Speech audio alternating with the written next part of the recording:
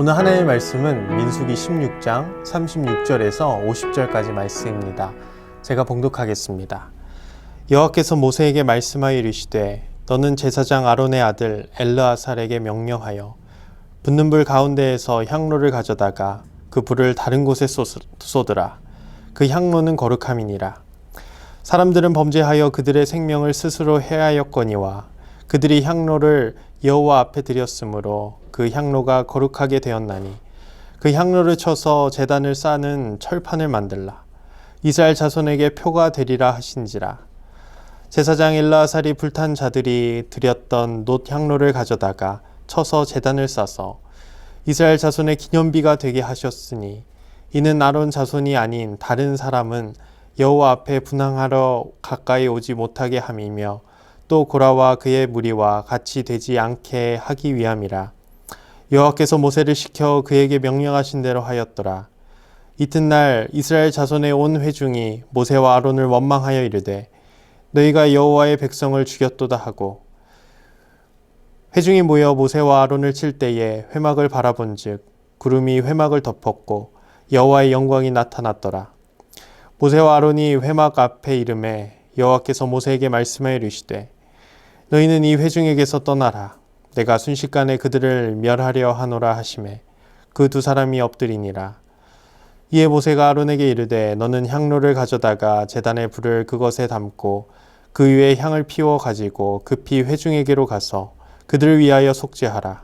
여호와께서 진노하셨으므로 연병이 시작되었음이니라.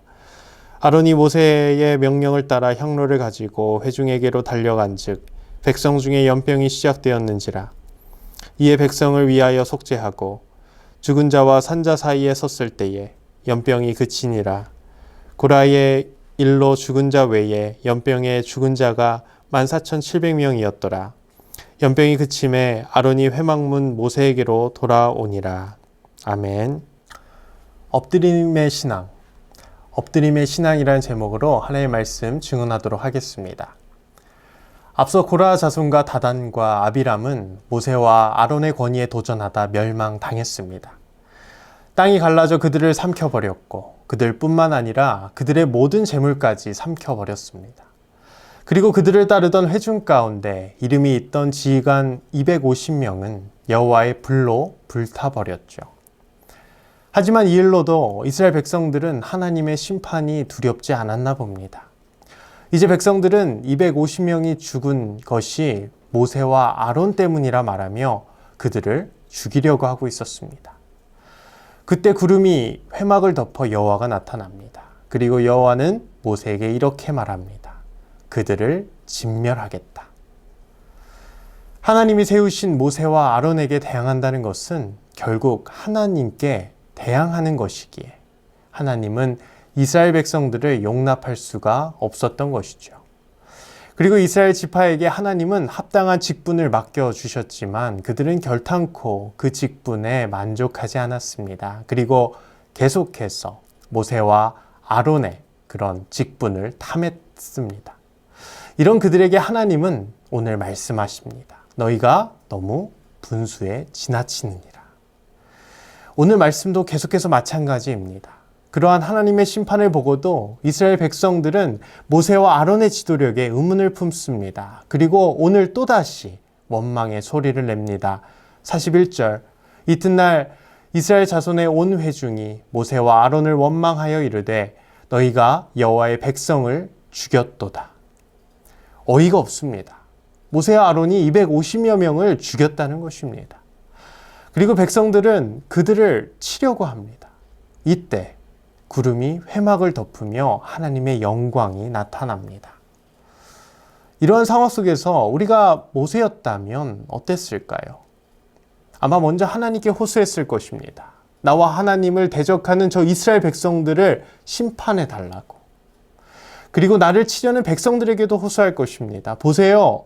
내가 한 것이 아니라 내가 죽인 것이 아니라 하나님의 심판이 그들에게 임한 것이라고 백성들에게 호소했을 것입니다. 그러나 오늘 모세는 그러지 않았습니다. 그가 이 문제 앞에서 어떻게 반응했을까요? 우리는 오늘 모세의 반응을 통해 문제 앞에서 우리가 어떻게 해야 하는지 두 가지로 살펴보길 원합니다. 첫 번째로 우리는 문제 앞에서 하나님께 엎드려야 한다는 것입니다. 하나님은 모세와 아론을 치려고 하는 백성들을 심판하려 하십니다. 45절에 내가 순식간에 그들을 멸하겠다 하나님은 말씀하십니다. 그런데 이런 하나님의 말씀에 모세와 아론은 어떻게 반응합니까? 엎드립니다. 왜 엎드릴까요? 그것은 이 모든 문제는 하나님께서 해결하실 것이라는 믿음이 그들에게 있었기 때문입니다. 내 힘으로는 할 수 없기에 철저히 하나님께 엎드리는 겁니다. 이 모세가 보여준 엎드림의 믿음은 오늘 말씀에서만 나온 것이 아닙니다. 이전에 다단과 아비람이 반역할 때도, 고라가 반역할 때도 모세는 하나님 앞에 엎드렸습니다. 가나안 땅을 정탐하고 백성들이 지휘관을 바꾸어 애굽으로 돌아가자고 원망할 때도 그는 철저하게 하나님 앞에 엎드렸습니다. 그는 언제나 하나님만 의지했던 것입니다. 광야길에서 자신에게 계속해서 대적하는 자들에게 무릎을 꿇고 엎드린 것이 아니라 오직 하나님 앞에서 엎드렸다는 겁니다. 그는 전적으로 하나님만 신뢰했던 것이죠. 우리는 오늘 이 모세와 아론의 엎드림의 믿음을 배워야 합니다. 그들은 자신이 연약한 존재임을 알았습니다. 그러나 그들은 그것으로 끝난 것이 아니라 자신이 연약한 만큼 하나님의 긍휼을 구했습니다. 자신이 연약할수록 하나님을 더욱더 철저하게 신뢰했습니다. 이것이 그들이 하나님께 쓰임받은 이유였습니다. 사랑하는 성도 여러분, 하나님은 자신을 신뢰하는 자들을 사용하십니다. 문제 앞에서 겸손히 엎드리는 자들을 하나님은 들어 쓰십니다. 그들을 통해 하나님의 일을 이루어 나가십니다. 우리는 이 모세와 아론의 엎드림의 믿음을 가져야 할 것입니다. 어떠한 문제 앞에서도 하나님만 신뢰하여 하나님께 엎드리는 모든 성도님들 되시길 주님의 이름으로 축복합니다. 두 번째로 우리는 문제 앞에서 자신의 사명을 기억해야 한다는 것입니다. 두 사람이 문제 앞에서 엎드린 또 다른 이유는 백성들의 죄를 대신 회개하기 위해서였습니다. 그들은 이스라엘 백성들이 자신의 지도력에 의문을 품고 자신을 끌어내려고 하는데도 모세와 아론은 그들을 위해 하나님께 기도하였습니다. 이건 한 번이 아닙니다. 모세와 아론은 매 순간 백성들이 잘못을 했을 때 그들을 대신하여 엎드렸습니다. 엎드렸다는 것은 그들을 용서해달라고 하나님께 간구했다는 것이죠. 그 이유가 뭘까요? 모세와 아론은 자신의 사명을 알고 있었기 때문입니다. 그들은 자신이 백성들의 지도자임을 분명히 알았습니다. 설령 백성들이 자신의 지도력에 의문을 품었어도 하나님이 자신들을 저들의 지도자로 세웠음을 분명히 확신하였습니다. 하나님의 부르심에 분명히 응답하였고 경험하였고 자신들의 사명은 백성들을 하나님이 약속하신 가나안 땅으로 인도하는 것임을 그들은 분명히 알았기에 모세와 아론은 자신에게 대적하는 자들을 위해 엎드릴 수 있었던 것입니다. 오늘도 모세는 자신을 죽이려는 백성들을 위해 엎드립니다. 엎드리며 하나님께 간구합니다. 그들을 용서해 달라고 말이죠. 그렇게 간구했더니 하나님께서는 모세에게 지혜를 주십니다. 그래서 모세는 아론에게 명령합니다. 45절입니다. 이에 모세가 아론에게 이르되 너는 향로를 가져다가 제단에 불을 그것에 담고 그 위에 향을 피워가지고 급히 회중에게로 가서 그들을 위하여 속죄하라. 여호와께서 진노하셨으므로 연병이 시작되었음이니라. 향로는 하나님의 거룩을 상징하는 것입니다. 제사장이 아닌 사람들이 향로를 만지면 죽음을 당했습니다. 이 향로는 제사장만이 만질 수 있으며 향로를 만짐으로 하나님의 택한 사람이 누구인지 분명히 알 수 있었습니다. 백성들의 죄를 위에 엎드리며 간구하니 자신의 사명이 생각이 난 겁니다. 그리고 아론은 재빨리 모세의 명령을 따라 향로를 가지고 백성들에게로 나갑니다. 그런데 이미 백성 중에는 연병이 들기 시작했습니다. 재빨리 아론은 제사장의 역할을 감당하기 시작합니다.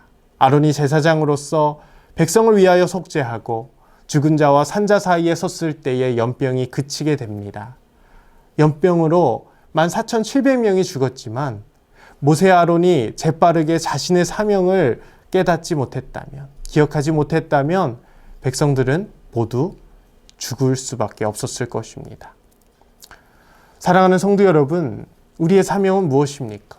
그리고 우리는 문제 앞에서 어떠한 행동을 취해야 합니까? 바로 엎드리는 것입니다. 문제 앞에서 엎드리는 것이 아니라 전능하신 하나님 앞에 엎드리는 겁니다. 그리고 그분의 긍휼하심을 구해야 합니다. 우리의 믿음이 문제 앞에서 흔들리지 않도록, 그리고 그 문제를 능히 이길 수 있게 해달라고 우리는 엎드림의 믿음을, 신앙을 가져야 합니다.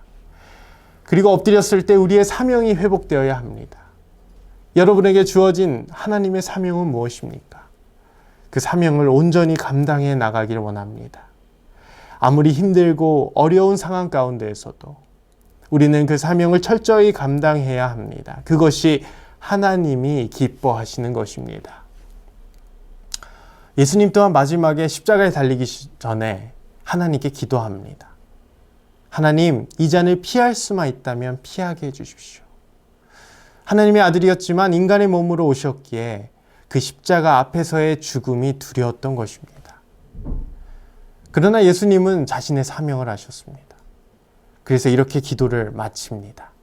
그러나 내 원대로 마시고 아버지 원대로 하소서. 우리가 문제 앞에서도 이러한 사명을 감당하기 원합니다. 때로는 사명은커녕 문제로 인해 우리의 믿음이 휘청거릴 때가 있습니다. 그러나 하나님은 이 모든 것을 능히 이겨낼 능력을 우리에게 부어주실 줄 믿습니다. 우리가 그 하나님 앞에서 겸손히 엎드리며 나아갈 때 하나님은 문제뿐만 아니라 우리에게 허락하신 사명 또한 능히 감당할 수 있도록 해주실 것입니다. 우리 그 하나님만 의지하여 오늘 모세와 아론처럼 하나님께 철저히 엎드리며 하나님의 긍휼을 구하며 나아가는 우리 모두가 되기를 주님의 이름으로 축복합니다. 기도합니다. 사랑의 주님, 감사합니다. 우리가 철저히 하나님 앞에 엎드리기 원합니다. 우리가 문제 앞에서 엎드리지 말고 오직 하나님 앞에 엎드리어 그 문제를 하나님 안에서 능히 이겨낼 수 있도록 우리에게 믿음을 더하여 주시옵소서. 그리하여 나에게 주어진 하나님의 사명을 발견하며 다시 한번 깨달으며 나아가는 복된 하루가 되게 하여 주시옵소서. 감사드리며 예수님의 이름으로 기도드립니다. 아멘.